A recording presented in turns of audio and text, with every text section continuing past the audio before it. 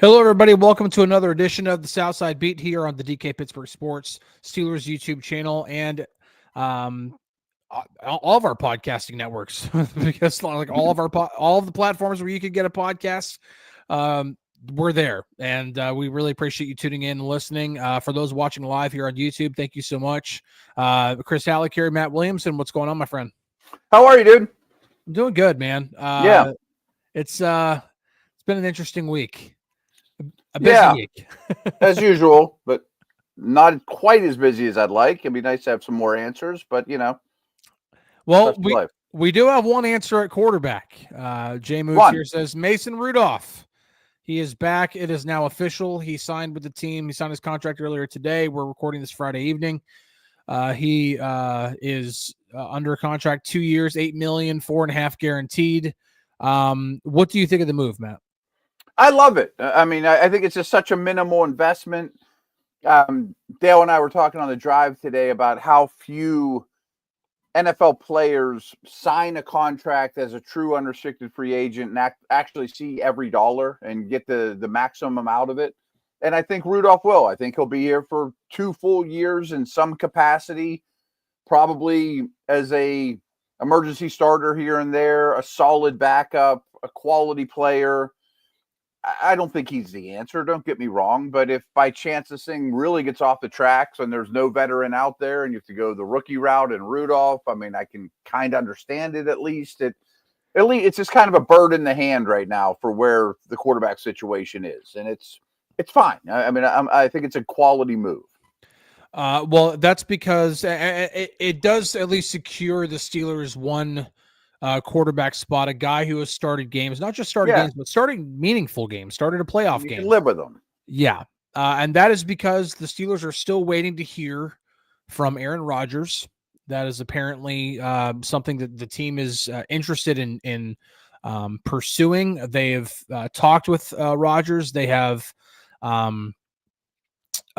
offered him a contract. We don't know what the terms of that contract are. Anybody who's saying otherwise doesn't know what they're talking about, because there's a lot of stuff being floated around out there, like a 2 years for $90 million. That's not happening. I can guarantee you that. That's crazy. Right? If they're going to pay that kind of money for a quarterback, they would have paid Sam Darnold. So what do you okay, this seems to be a really hot topic for Steelers fans right now. What is your assessment of the potential of, if Aaron Rodgers were to sign, what is your projection for the season? Yeah, interesting.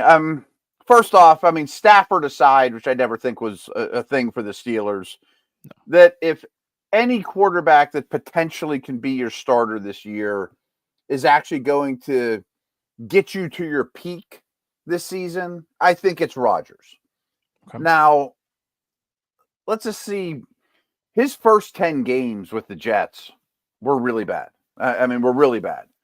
And if you look at his season-long statistics or even his advanced metrics, they're not great. And particularly his accuracy. I mean, completion percentage over expectation, things like that are really bad. Mm-hmm. But I will say, nobody was paying attention to the Jets. The last 4 or 5 games, he was starting to kind of find his stroke. And Devontae Adams showed up at the trade deadline. I think that had something to do with it. Definitely. An older guy, a very older guy, coming off a massive injury, probably took some getting used to. And you saw some magic of yesteryear here and there, So I think it's still in him. But one thing you did see throughout much of the season, which remind me of end of career Ben and many others at that age, was they don't like getting hit anymore. And they're not going to sit there and hold the ball, and they're going to get it and throw it in the seats, or not stand in and take one in the chin, which, trust me, I understand. Yeah. But we're trying to win games here, Yeah, and that is one thing that we've been on top of the Mason Rudolph to the Steelers. DK was on that a few days ago, and obviously that ended up happening. And one of the things that through his reporting that they value of Mason is that he's willing to stand in the pocket. His strong, right? Yeah, his pocket awareness definitely improved from whenever we saw him in 2019. It was not great in 2019, and then for that 4-game stretch to close out the 2023 season, I mean, he stood in the pocket. He made throws from the pocket. I remember one where the pocket, I don't even want to call it a pocket, where the line was being pushed right up against him, and he pretty much had to throw off his back foot, but he stood right there, and he made a throw downfield to George Pickens. And, it was a heck of a throw. It was a heck of a play.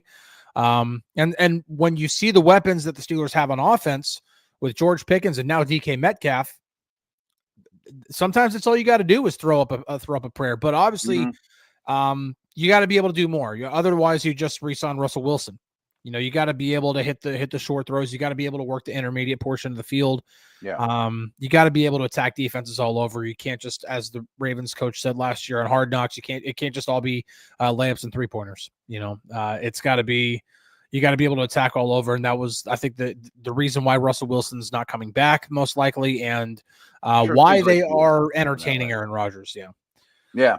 And Rodgers will throw over the middle more. It wasn't, and he'll, but the accuracy was worrisome in that last year. And those are my two concerns on the field, as well as, from what I understand, this is second, third-hand information, that Rodgers runs his system. I mean, he's an old dog. He's not going to learn a lot of new tricks. Yep. And his version of the West Coast is kind of Microsoft Word 1.0 too. I mean, he hasn't adapted over the years, and defenses know how to attack those protections, and they understand the checks, and it is very different from what the Steelers run with Arthur Smith too. Yeah.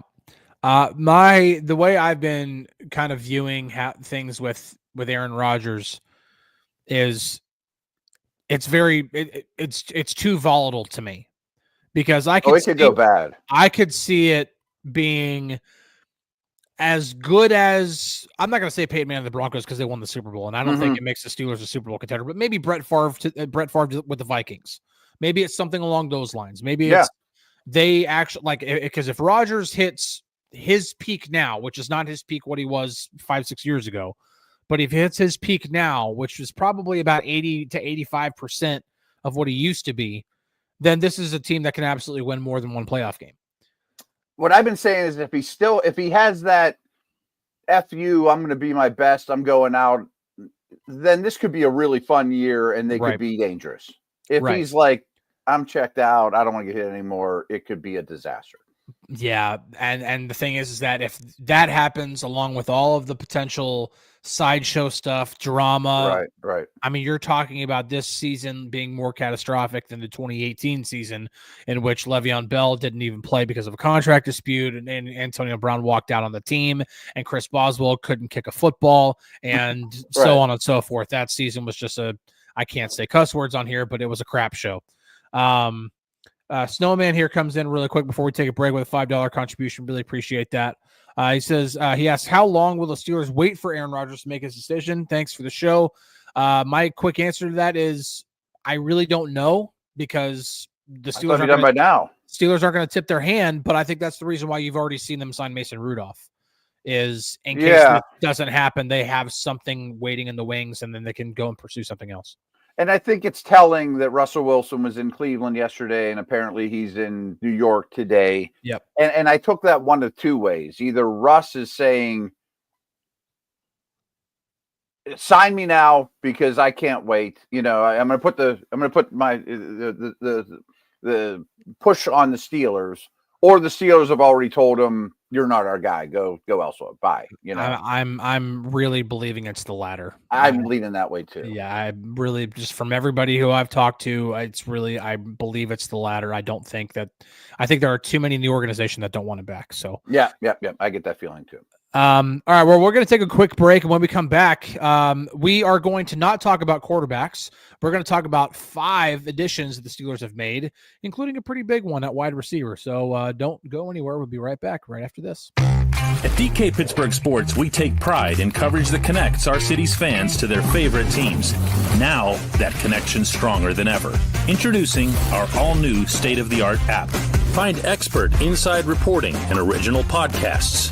Check live box scores. Track the latest stats. Chat it up with our community of thousands of fans, all in one place. The new app from DK Pittsburgh Sports. Coverage that connects. So, really quick before we get into the 5 additions, one potential addition for the Steelers is no longer an option. Cooper Kupp is going to the Seahawks.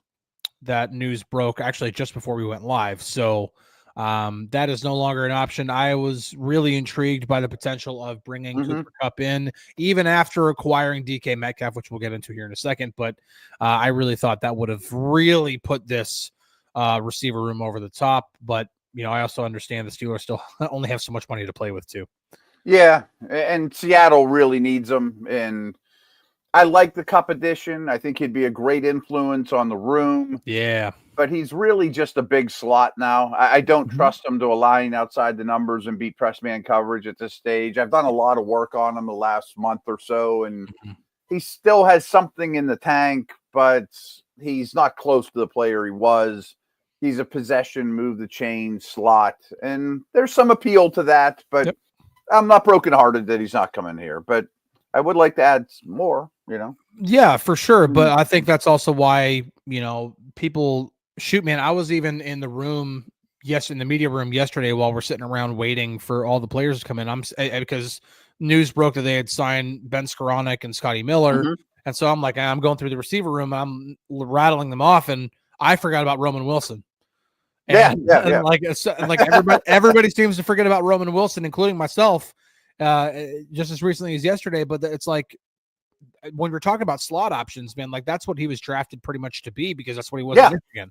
Vertical slot. Yeah.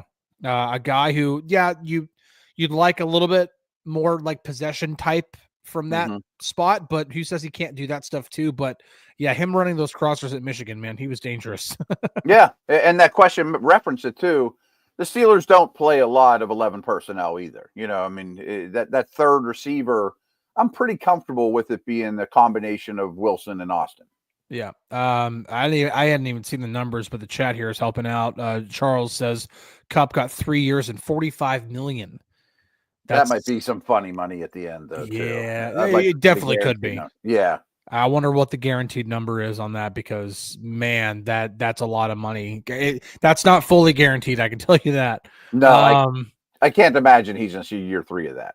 All right, so the Steelers Sunday night acquired DK Metcalf from the Seahawks in exchange for a second-round pick, and then they swapped a 6th and a 7th, so they got back into the 6th round after giving up that draft pick to get Justin Fields last offseason.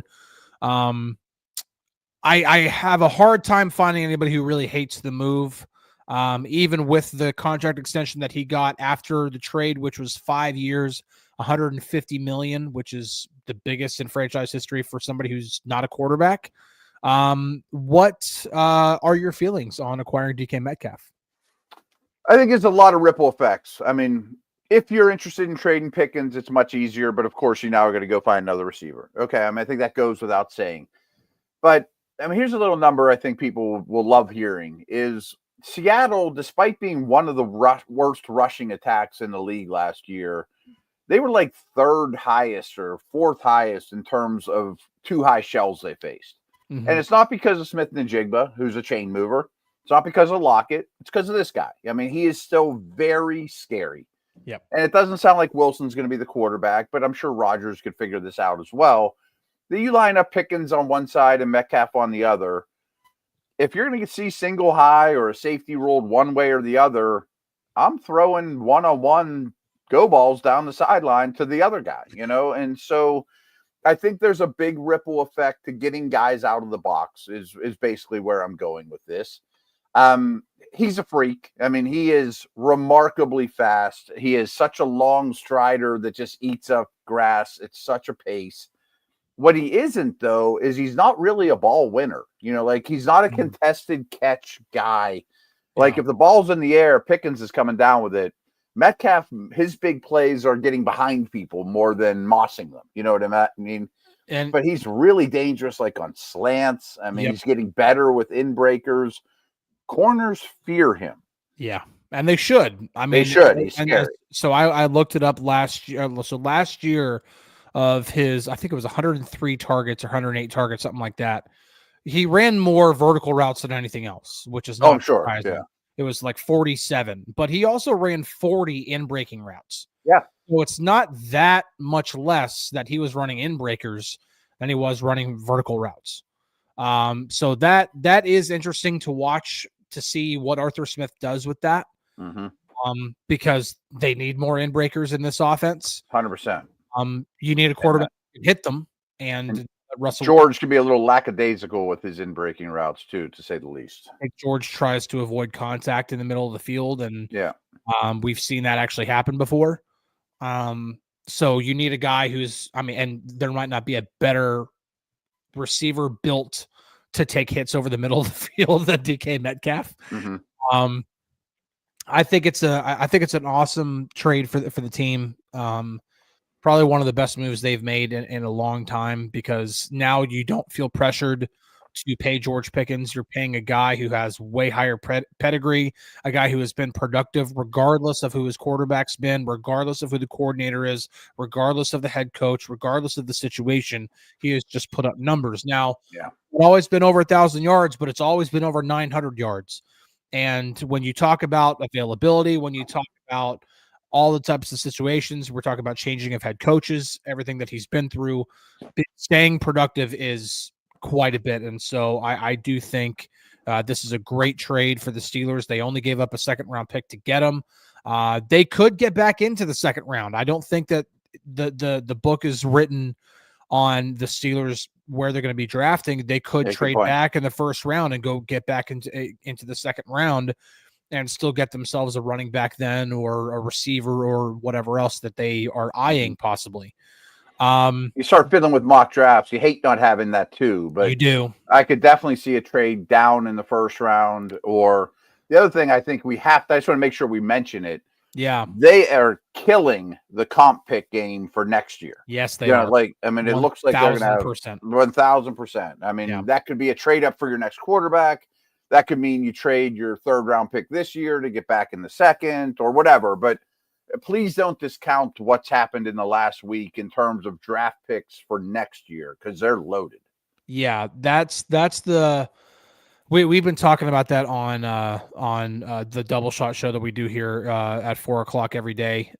We've been talking about that quite a bit, about what the quarterback plan is going to be, and I keep pointing to the 2026 draft. And maybe we can spend an entire episode. Maybe that's something we can do, like during the dead period between minicamp and training camp. We just dedicate like a preseason view of Arch Manning and Drew Aller and all the guys that are going to be in that quarterback class. Because I know very little about them, but it's I don't know, from what I understand. I don't know that much about them. I know more about Drew Aller than anybody else because I watch a lot of Penn State games. But I think it's going to be a better quarterback class than this year's is.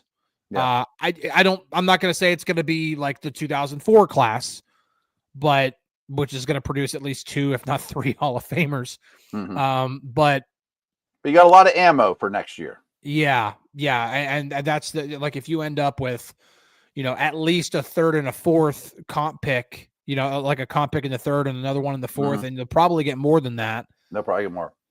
You've got, I don't know what it would take, if the Steelers are picking 20th or 21st again, and they have to trade up to 8 to get that quarterback, whatever it is. I don't know what you have to give up. You might still have to give up a first round pick. I don't know. But if you do your homework the right way and you believe it's the right guy, why is it a bad thing? Because the Chiefs traded up 17 spots to get Patrick Mahomes. Sure. Nobody cares what you gave up if you hit.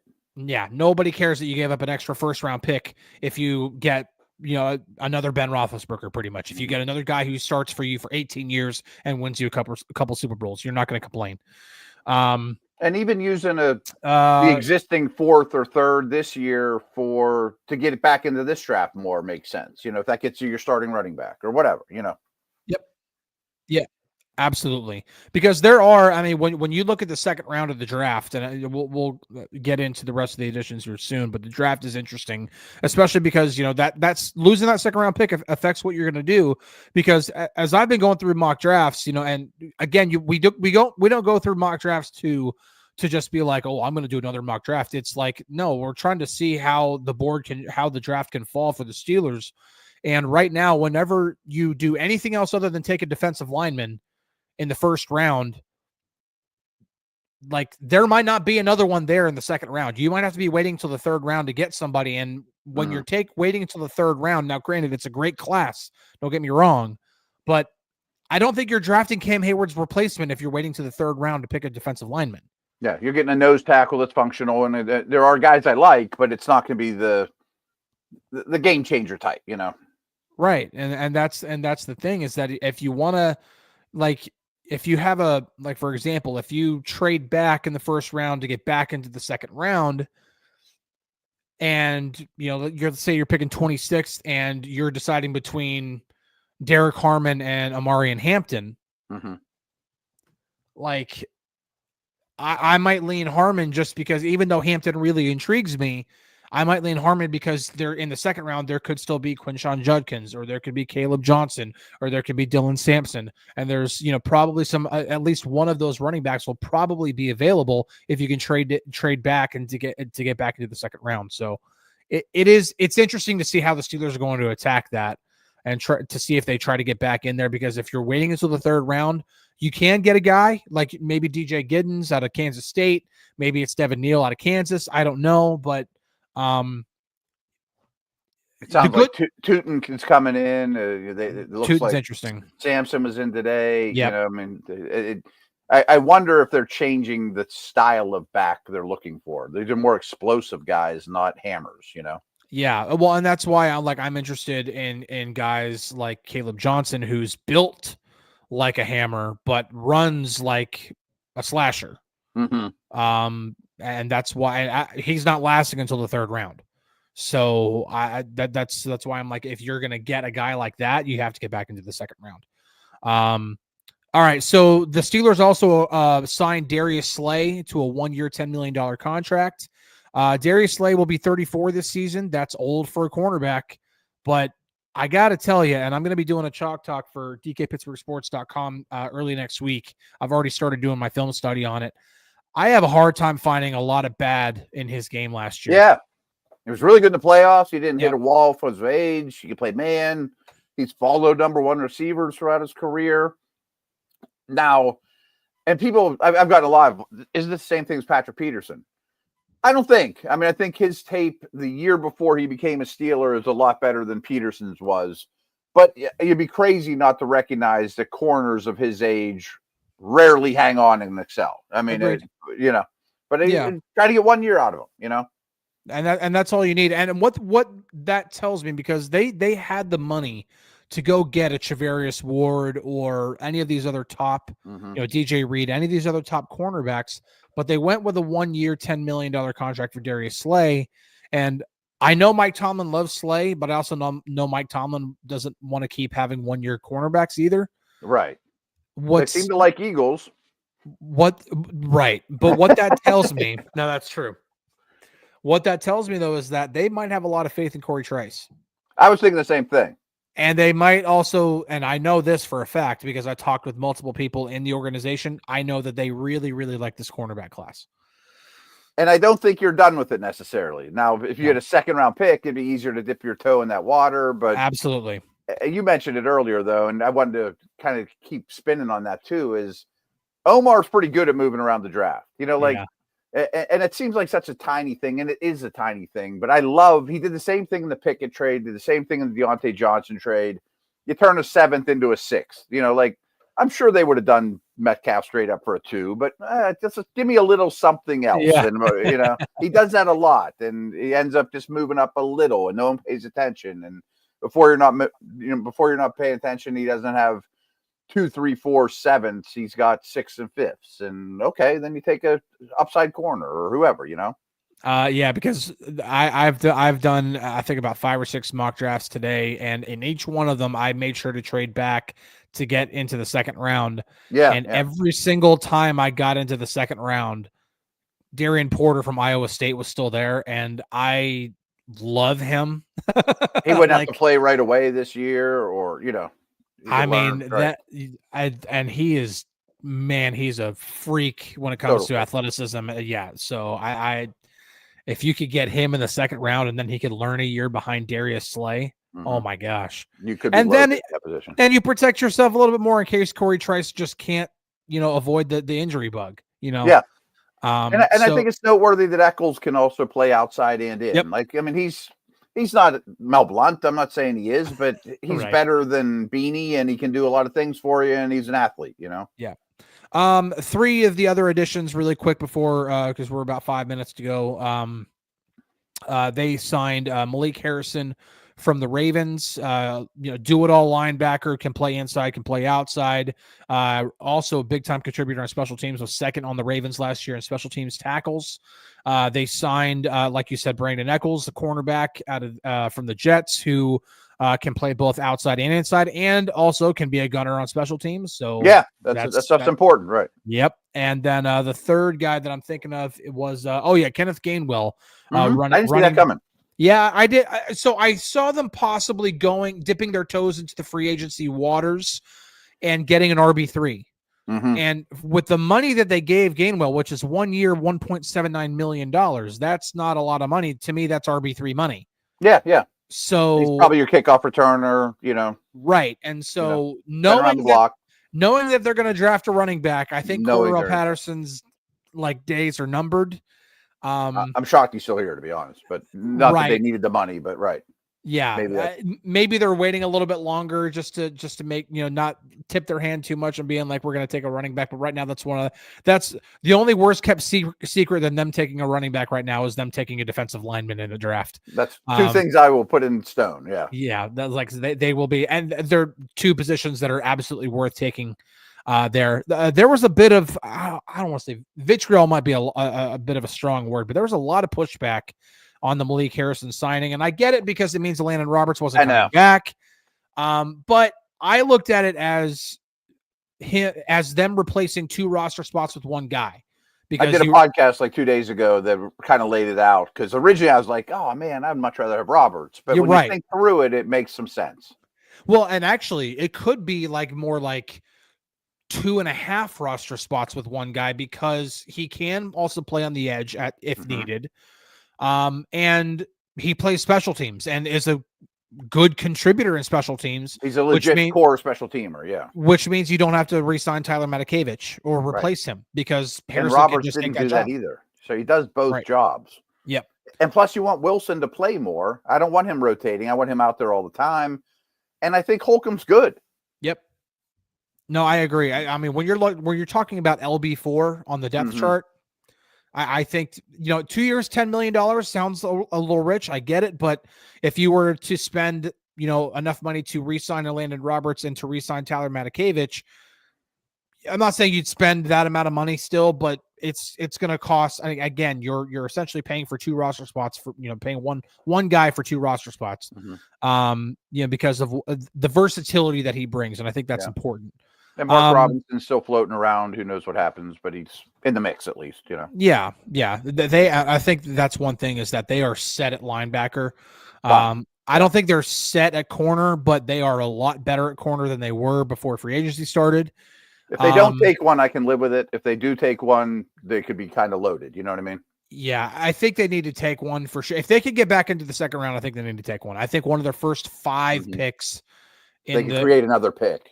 Yeah, if you take like Noel Williams in the 4th round or something like that, I'm fine with that. I like the class a lot too. Yes, again, like that was one thing. I mean, I had one person in the organization tell me that it said it wasn't as top heavy as the 22 class. That was Joey Porter's class. Sorry, no, the 23 class. That was Joey Porter's class. It wasn't as top heavy as that class was, but it was very deep. When it comes to, there's not a big gigantic drop off, of course you have like Will Johnson and a few of the other guys at the top, but then it's like kind of that would do the trick. There's a gradual decline throughout day 2 and even leaking into like the 4th round, into day 3. Like it's not a gigantic drop off at some point where if you're taking a corner on day 3, you're taking a guy who might be lucky to make the team out of camp. You're talking about taking a guy who could definitely earn a spot on the 53-man roster and contribute. Maybe in a long-term plan, too, Yeah. So Matt and I were talking about it. Eventually here we talked about doing this before. We're going to do a mock draft, but obviously things have been happening. And the free agency, we have to talk about the quarterback situation. I'm sure a lot happened this week. Not as much as people wanted, but a lot happened. Yeah. Right? A lot did happen this week. A lot of that cap space that was there is now gone. Yeah. They've spent a lot. I mean, 18 million of it went to DK Metcalf alone.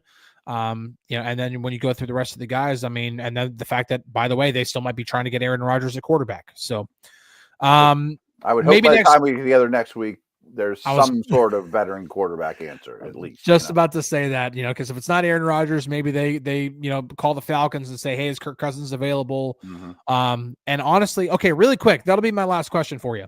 If Aaron Rodgers doesn't work out and the Falcons say we're not making Kirk Cousins available because we're stupid, what's the plan at quarterback? Well, I think you call him anyways and say, how about we split his money? You take some of it. The other one that I think people aren't paying enough attention to is Derek Carr, because I know he just restructured. Yeah, I don't know about that.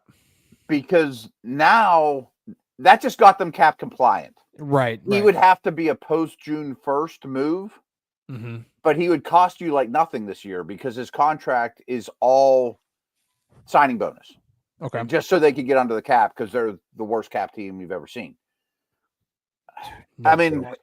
Yeah, I mean, I don't love any of these options, to be honest with you, but I don't know that you're much different with Carr, Cousins, Russ. Yeah. Bad version of Rodgers, Yeah.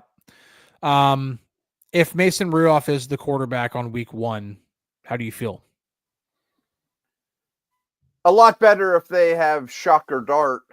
You know what I mean? Right. And then you don't have the running back or corner we talked about. But, I mean, I can't be cool with him and some run-of-the-mill Halicke. Well, that's not going to cut it. No, you definitely need some upside there, and I would agree that if you literally swing and miss on everybody else, and Mason Rudolph is your de facto starter, that by the time April comes around, you're drafting a quarterback. And honestly, they probably should, because that's where the Steelers are right now. I mean, they need to. No matter what, I don't care if I would like them to. Even if it's Rourke in the 6th round, or whatever.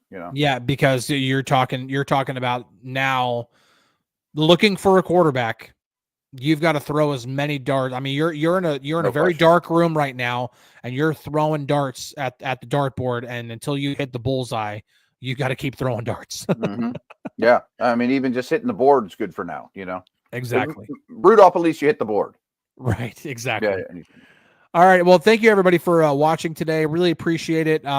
We will be back next week. It most likely won't be on Friday. We had to change things this week because of everything that was going on. There was a lot of stuff, both when it came to the actual team, and then some other things as well, some other personal things as well. So I said, pull back the curtain. I was at Craig Wolfley's viewing yesterday. That's why we weren't there. And, Mr. Wolf, Yeah, and so we obviously want to pay respects to a great man.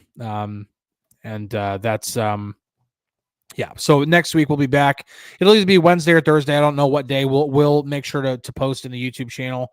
But until then, we really appreciate you guys again for tuning in, and we'll catch you guys on the Flippity Flip. We'll see you later.